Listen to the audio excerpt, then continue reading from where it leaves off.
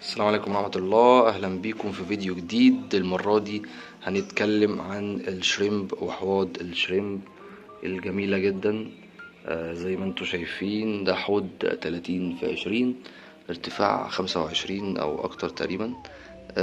متطلبات حوض الجمبري دي حاجة في اللذيذ خالص، مش هيبقى محتاج منك أي حاجة غير فكرة إن أنت تبقى جايب حوض مجهزه دورة بيولوجية عشان خاطر تبقى في الأمان.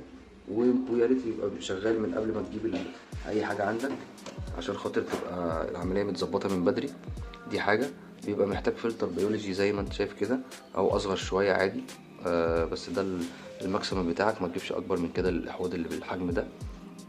ومحتاج موتور هواء زي ما انت شايف كده، المواتير الخفيفه دي اللذيذه مش هتقول لك لا. ما هو بس فلتر واحد. وطبعا الديكورات زي ما انت عايز، يعني حاطط حته ريشيا فوق اهي لو انتوا تشوفوها، دي حته ريشيا كده، الحته المكعبره اللي فوق دي. طبعا انا بحب الريشيا اللي انا المها بالسلك او بالخيط السناره، عشان طبعا هي بتفرط فوق في الحوض من فوق وبتبهدل الدنيا. دي حاجه. عايز تحط خلفيه حط، مش عايز عادي براحتك. كده كده انا حاطه مش في فيو، انا حاطه لنفسي كده في الاوضه، فمش فارق لي كتير. وطبعا عايز سخان على حسب عدد اللترات، انا عدد له سخان 25 يا دوبك، كويس اوي، مفيش اصغر من كده، فيبقى في اللذيذ يعني. وطبعا دي مجموعه اغصان عادي متحجره ومتجهزه وموجوده في الاحواض بقالها سنين، فما فيهاش فيها اي مشكله. وبخيط السناره برضك جبت موس، ويبنج موس وستريمنج موس، ولزقتهم بالخيط السناره ده. طبعا احسن حاجه في موضوع الموس عموما ان انت تلفه بالخيوط او بسلك السناره ده. احسن كتير قوي ما تعمله باللزق عموما، ايا كان بقى نوع اللزق، امير بقى او سيليكون او اي حاجه جديده، برضك مش هيبقى لطيف. وفي جزء كبير قوي من الموس هيموت، مش هيبقى فيه فايده. آه بس دي حاجات بسيطه. حطيت شويه جرش زي ما انتم شايفين كده، ده بازلت وسط على بازلت سمسم على حسب ما انا جهزت في الاول. وبعد كده حبيت ان انا ازرع، رحت جبت بازلت سمسم اللي هو الصغير خالص ده. وطبعا بحط الزرع زي ما انا عايز، حاطط ورا هنا. طبعا ده على حسب اختيارك، عايز مش عايز براحتك برضه. بس الزرع بيدي اريحيه لاي حاجه، سمك او جمبري. وحاطط صخره ورا هنا كده عليها شويه موز برضه. طبعا انا هطفي بس الفلاتر عشان خاطر اعرف اسجل من غير دوشه او صوت مزعج عشان صوتهم عالي قوي. شويه طبعا فخار بيطلعوا فوقيه ويستخبوا جواه، ويبقى مثلا اول ما يظهر عليه طحالب بيبدا يتعمل. بص اللهم صل على النبي، دي حامل اهي. انت طبعا اللي بتبقى حامل البيت كده بتبدا تهوي على البيت بتاعها. انا اسف جدا الحوض ده عايز يتنضف من قدام، لسه هظبطه. يا دوبك غيرت له ميه بس وقلت اصور لكم الفيديو. كان في انتايه تاني برضك كانت حامل هنا. الله اكبر، ربنا يكرم الناس كلها. زي ما انتم شايفين. برضك عشان خاطر ايه بالمره، الحته البني دي بس هي عشان استوت زياده في الميه السخنه، عشان بتغلي ميه سخنه. بياكلوا خضار، حاول توفر لهم الخضار بصوره مستمره. الموضوع ده بيفرق معاهم فوق ما تتخيل. آه، بت بيحبوه، وكمان بيفيدهم بقيمة غذائية كويسة. آه، حتى لو قعد شوية يعني بيعمل زي بايو فيلم كده لو حد ياخد باله، زي جزء حوالين البتاع. احنا بنسميه عفن، مش هناكله، بس هو ده بالنسبة لهم هو ده الغذاء. والجزء الاسود ده او بقى بني ده عشان خاطر ان لما انا باجي اقدمه لهم مش بجيبه من البياع واروح منزله لهم كده، او لو كان في التلاجة مش بنزله مباشر، لا ده انا بحطه بحط بغلي ميه مثلا من الكاتل واحطه هو في طبق اللي انا هقدمه للسمك كله. او لو عندي حلزون او اي قواقع برضك بياكل خس برضك او اي خضار، واروح احطه في طبق غويط وافضي عليه الميه واسيبه 10 دقايق ربع ساعه. بعد كده اسحبه يكون هو ايه، لو في اي حاجه ضاره هتموت جواه. بس وبقدمه لهم، بحاول على قد ما اقدر ما فوتش اسبوع غير لما اكلهم خضار. آه، وفي ممكن اكتر من يوم في الاسبوع مفيش مشكله. كان في سبانخ، كان في خس، كان في خيار بتقطع شرايح، كان في كان في كمان موز، كان في فراوله. كل الكلام ده هتلاقوه على اليوتيوب وعلى الصفحه بتاعت الفيسبوك الخاصه ببيبي شارك، هتلاقوها برضك. بقدم لهم الحاجات دي وبياكلوها عادي. بياكلوا البنجر عادي مفيش مشكله. بياكلوا ايه تاني، بياكلوا البروكلي. اي خضار تقدر تقدمه لهم. كلوا سبانخ عندي الحمد لله. يعني في حاجات كتير بيقدروا ياكلوها، وما تستهونش بالموضوع ده. الموضوع ده يعني بيقدم لهم قيمة غذائية عالية فوق ما تتخيل. اذا كان احنا بني ادمين لما بناكل خضار بيقدم لنا فايدة غذائية، ما بالك بقى قشريات زي دي، كائنات صغيرة جدا يعني. واللي عايز يربي جمبري ما يفتكرش ان هو حجمه جمبري، لا ده هو بص بالنسبه لعصايه خيله الشيش، هو بص قد ايه، هو كائن صغير جدا يعني، يا دوبك عقله بالظبط. فعشان تبقى انت عارف برضه. ودي حاجه من ضمن الولده ايه بتطير فوق ايه، عماله تجري، دي بقالها شويه. في حاجات برضه كانت لسه مولوده كده، لو ظهرت هوريها لكم. ودي زرعه اللوجيا، كان متبقي مني من عندي كذا عود كده، قلت اما استغلهم هنا. ودي ميديا كده سايبها عايمه كده وخلاص، تلم بكتيريا بالزياده مع الفلتر. كده برضك الصخور اللافاروك دي بينفع تثبت عليها زرع، زي ما انا حاطط الفوكسيتيل كده. الفوكسيتيل جميل قوي، هو بيحبه، نبات الورق بتاعه ناشف، العمليه في اللذيذ. والفلسناريا دي برضك جميله، هتدي احساس كده ان في زرع كتير في المكان، وبتطول وبتبقى الدنيا كويسه، وبتدي رنرات. وحاطط حته جافا فيرن في النص هنا كده، كانت متبقيه من الحوض الاساسي.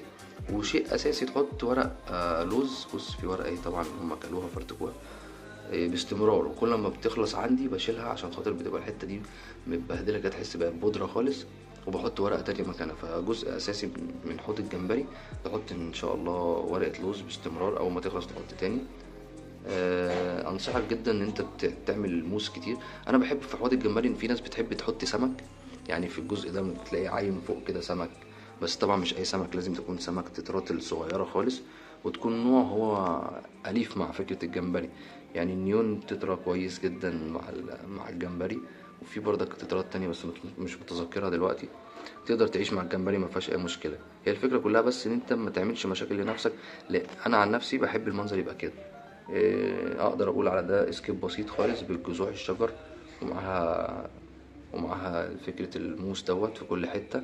طبعا هو كان اكتر من كده، بس انا شلت منه الحوض التانية، وشلت منه لحوض الويستر، هبقى اصورها لكم برضك في الفترات اللي جاية دي.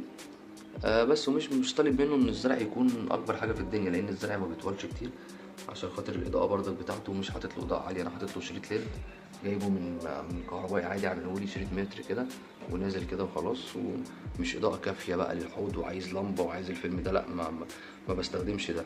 وكنت جايب حلزون قبل سنين، بس طبعا بياكل الكلام ده كله فشلته، واستبدلته بقى ايه القواقع بالماليزيان ده اللي انتوا شايفينه فوق ده.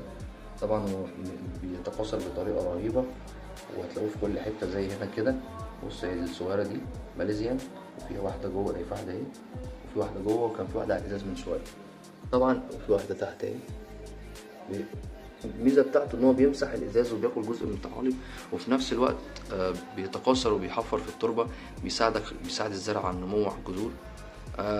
الزرع ما تطلبش من الزرع اللي هو زي الحاجات دي ان هو يطول بطريقه جامده، لان هو كده اوريدي في فوقيه حاجات، وكده مفيش اضاءه نازله عموديه من فوق، الاضاءه في اخر الحوض بس. فده ما بيدكش احساس ان في اضاءه كتير. اليومن مظبوط على قد الحوض. انا مش حاسب اليومن بتاع الليد ده بيبقى قد ايه، لان الليد ده بيتجاب جاهز كده، مش بيبقى محسوب اليومن بتاعه. شريط هو بيتقطع على قد المتر او مترين او ايا كان انت عايزه قد ايه، وبيتحط يا دوبك اناره بس بيعمل لي برضه الطحالب على الازاز، يعني عامل طحالب على الازاز وبتاع، لان انا ممكن انسى الحوض دوت مع الواحد يكون مشغول وعنده حاجات كتير. بيبدأ ياكل الجمبري من الطحالب. يعني الحوض هتلاقي على الازاز يمين وشمال كده في طحالب. الحوض الازاز بتاعه مخضر شويه، طبعا انا لسه منضفه من اسبوع، هو كان اكتر من كده كمان، كان اخضر قوي. وبيتغذى الجمبري عليه. ممكن ابقى مصر ان انا اسيب الاضاءه دي اكتر من 6 ساعات او 8 ساعات، ممكن اوصل الموضوع ل 10 ساعات عادي، عشان خاطر ببقى عايز ابني طحالب بزياده قوي على الازاز وعلى الموس وعلى كل حاجه وعلى الخشب. والحاجات اللي هي طبعا الاكل اللي بسيبه باستمرار هنا ده، فبيعمل بايو فيلم زي ما انتم شايفين كده يعني شبه عفن على الخضار نفسه. فده بيفيد برضك، مش حاجه وحشه. انا قدمت ليهم فراوله برضك في نفس التوز بيكس دي، وقعدت كام يوم، وهم كانوا بياكلوا كده اوريدي منها كل يوم، وفي نفس الوقت بتعمل عفن زي ده كده. فالعفن اللي زي ده كده هم بيبداوا اصلا يتغذوا عليه، هو ده غذا ليهم فوق ما تتخيلوا. يعني محدش يقول لك لا او مش عارف ايه وبتاع. فطبعا هو منتشر في كل حته في الحوض، وورا الفلتر بلاقي فيه كميه، وفوق وتحت وعلى الاغصان اصلا. ولسه الشبابات بيبقى لونهم افتح شويه، فبتلاقيهم زي اللي جوه ده، مش عارف هتشوفوه ولا لا. بصوا في الوش اهو، هو لونه افتح شويه من التانيين. دي فصيله اسمها ريد شيري. انصح الناس اللي بتربي جمبري عموما ان هم يفضلوا محافظين على لاين معين. يعني انا جبت مثلا دوت من ارميا الريد شيري ده، وفضلت محافظ عليه، يعني مش عايز ادخله حاجة تانية، كان عندي بلو تايجر بس معرفتش انجح في تفريخه، وهو مات على طول. في حاجات ماتت وفي مبقاش فيه غير واحدة. ناوي ان شاء الله برضك اجيب خط ازرق كده، يعني خط لاين ازرق لجمبري، وافضل ابريد منه وربنا يكرم الناس كلها. كنت بكمل لكم في نصيحة، فكرة ان هو لو انت عايز تجيب جمبري فانت جيب اهي دي التانية تقريبا قلت لكم عليها اهي. اللهم صل على النبي. اديني ظهرك، ودي واحدة هي اللي جنبها ودي التانية اهي، بصوا اهي. الاتنين اللي جنب بعض دول الله اكبر حاملين بيض. ربنا يكرم كده ويجيبوا الولدة بالسلامة. بحسهم ولادي. بس خليه يحط جمبري بس، يعني انت تستمتع ان انت عامل كوميونتي للقشريات دي. لكن فكرة ان انت تجيب معاه حاجات تانية حلزونات بقى، لا اما حلزونات لا اما خلاص وبلاش الاساسن، عشان الاساسن غبي شوية نوعا ما. خليك في الحاجات اللي هي في اللطيفة دي، يعني حلزون صغير زي الماليزيان سنيل ده هيعمل معاك احلى شغل. طبعا بلاش الزبرة والحاجات دي، لان الزبرة دي اكل طحالب درجة اولى. لو قعدته في الحوض ده هياكل لك الطحالب اللي موجودة، وده اللي انت عايزه. يعني انت عايز اصلا ان الطحالب تبقى موجودة، هتنزله وهياكل لك الطحالب يبقى ملهاش لازمة، يبقى انت خسرت. لكن انت عايز اصلا الطحالب تبقى موجودة عندك، مش عايزة تروح. لان لو راحت جزء اساسي من الغذاء بتاع الجمبري ما بقاش موجود. فمش هينفع. دي زرعة اسمها جابي جراس كنت قايل لكم عليها، اللي في الأرضية دي. ودي لوجيا، ودي فوكسي تيل، وادي دي ويبنج على ستريمينج كده مشكل. ودي الفلزنية، ودي الريشيا، ودي بردك صخرة عليها موس. واللي في الوش دي الملونة دي زي الكور كده في الوش. دي كور مش عارف اسمها دبرالين ولا مش عارف اسمها ايه. دي الكور دي موجودة عشان خاطر تعمل معادلة للمية عموما، وكده كده اصلا الجمبري بيحبها، بتعدل له المية للمناسبة اللي هو بيحبها. وكنت حاطط هنا بطدك اللي هو الكوز بتاع الكونو دوت، كان برضك بيعادل المية. فدي من ضمن الحاجات اللطيفة اللي هو بيحبها. طبعا بستخدمه مع الأكل دوت والحاجات دي، بستخدم له سبرولينا زي دي سبرولينا بودر. باخد له كده كل فترة جزء منها كده على طرف المعلقة، وادوبها له في المية وانزلها له في الحوض، بحيث ان دي طحالب جاهزة. هي طبعا مجففة وزي ما انتم شايفين بودرة خالص، بس برضك بحاول ان انا اخلي الحوض على طول في غذاء. طبعا ما جربتش فكرة اللي هو الاكل اللي بيبقى فيه خاص بالشريمب، يعني اللي بيتجاب جاهز مجفف. بصراحة ما جربتوش. بتعامل بالسبرولينا والاكل كله الطبيعي زي ما قلت لكم كده. فدي كل حاجة تقريبا في دماغي دلوقتي للشريمب. لو في اي حاجة برضك ما تنسوش تسألوني عليها في الكومنتات، او تبعتولي برايفت على اي سوشيال ميديا عندي، مفيش اي مشكلة. اتمنى يكون الفيديو عجبكم. لو الفيديو عجبكم اعملوا لايك وشير للفيديو ده عشان اكبر قدر يستفاد من الفيديو، واعملوا شير او اعملوا كومنت لطيف على الفيديو. وما تنسوش الاشتراك وتفعيل الجرس عشان يوصلكم كل جديد. شكرا، سلام.